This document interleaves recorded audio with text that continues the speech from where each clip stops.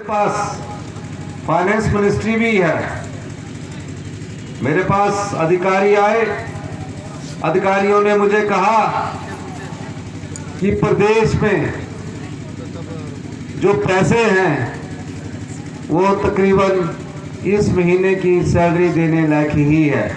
अभी शुरू में मुख्यमंत्री बना, मैंने बोला कि फिर करना क्या है, कहते कि कर्ज लेना है।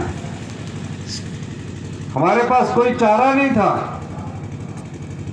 पहले ही हम आर्थिक बदहाली के दौर से गुजर रहे थे। जब मैंने उनका कर्जे का साल रखा, अभी 1 महीना ही हुआ था, तो कहा इस प्रदेश पर 75,000 करोड़ रुपए का कर्ज है, जो अब बढ़कर 86,000 करोड़ रुपए के करीब हो चुका है।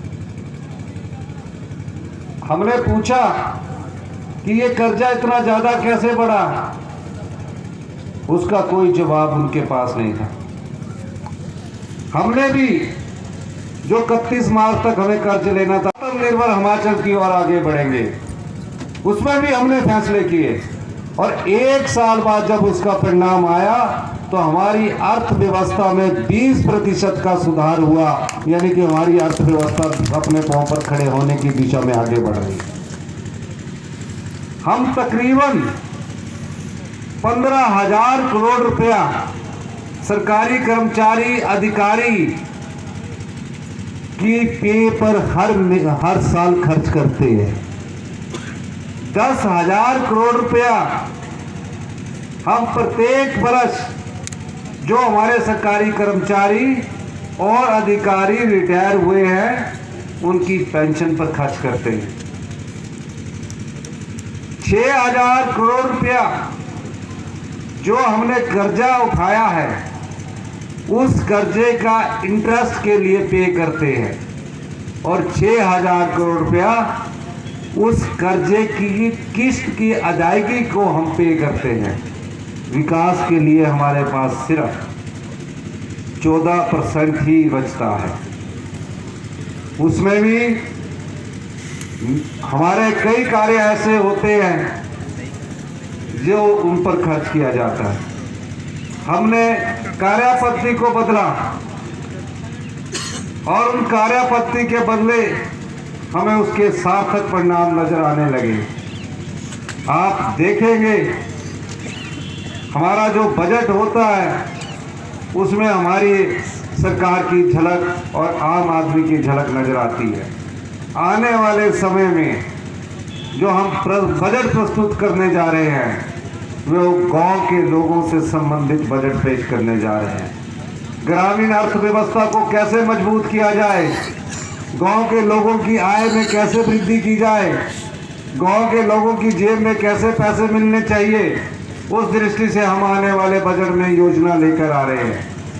क्योंकि हम जानते हैं कि 90% हमारे लोग जो गांव में रहते हैं, अगर गांव का विकास होगा तभी प्रदेश का विकास होगा, तभी ग्रामीण अर्थव्यवस्था आगे बढ़ेगी। इसके लिए हम एक जल्दी ही योजना लेकर आ रहे हैं। हमने 1 वर्ष में आर्थिक बदहाली के बाद भी प्रदेश में विकास की गति को नहीं रुकने दिया, कई नई योजनाएं शुरू की।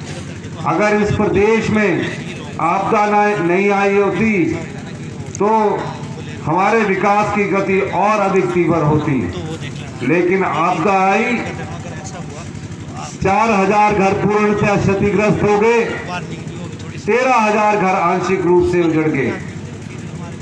हिमाचल प्रदेश में कोई कितना बड़ा भी धनवान क्यों ना है, बड़ी मुश्किल से एक घर बनाता है या दूसरा घर कहीं शहर के पास रखता है। बरसात में उसने कभी कल्पना भी नहीं की थी, क्योंकि ऐसी बरसात होती भी नहीं थी। इतिहास की सबसे बड़ी त्रासदी हिमाचल प्रदेश में आई। हमारे बुजुर्ग बैठे हैं, वो भी देखते जानते होंगे कि इतिहास की सबसे बड़ी त्रासदी आई। पाई पाई जोड़कर एक आम आदमी ने अपना घर बनाया होता है। उसे ये क्या मालूम था कि इतनी अधिक बारिश आएगी और उसका घर उस बारिश में बह जाएगा। तो भाई का ऐसा मंजर पहले नहीं था। किसी तरह कुछ परिवार तो जान बचाकर भागे, कुछ परिवार उसी बारिश के बहाव में दबकर हम सबको छोड़कर चले गए। 550 के करीब मौतें हुई, 4000 घर बिल्कुल नष्ट हो गए, 16,000 परिवार सड़कों पर आ गया। मैं पूरे प्रदेश में घूमा और मेरे मन में उन 16,000 परिवारों को फंसाने का दर्द था, पीड़ा थी कि किस तरह एक घर हम भी जानते हैं कैसे बनता है। और हमने पूरा प्रयास किया पहले उन आपदा प्रभावित परिवारों को किराए के मकानों में रखने का, फिर उनके घर बसाने का। मैं भारतीय जनता पार्टी के नेताओं से पूछना चाहता हूं, हमने स्पेशल रिलीफ पैकेज की बात की, भारतीय जनता पार्टी के नेता हिमाचल विरोधी हम लोगों को भाजपा अपने आप में ऐसे खड़ी होगी जैसे कि वो हमारी मदद कर रहे हैं, हमारी सरकार की मदद कर रहे हैं। हम तो आपदा प्रभावित परिवारों के लोगों के लिए आपसे मदद मांग रहे थे, बार बार कह रहे थे कि विधानसभा सेशन बुलाइए। हमने कहा हम विधानसभा सेशन भी बुलाएंगे।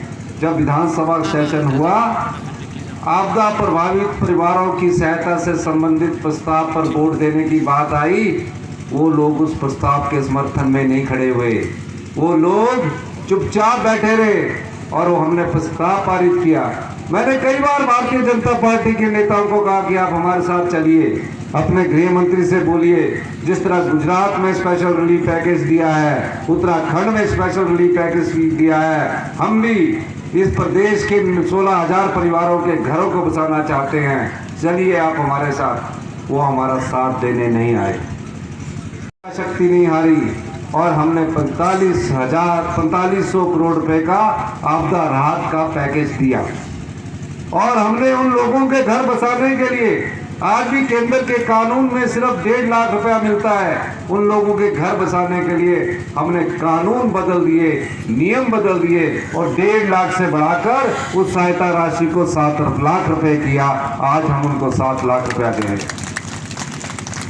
जिसका घर आंशिक रूप से टूट गया उसको 5,000 रुपया मिलता था, हमने उसमें भी नियमों में परिवर्तन किया और 1 लाख रुपया उस आपदा के समय जो नुकसान हुआ उस परिवार के लोगों को दे रहे हैं।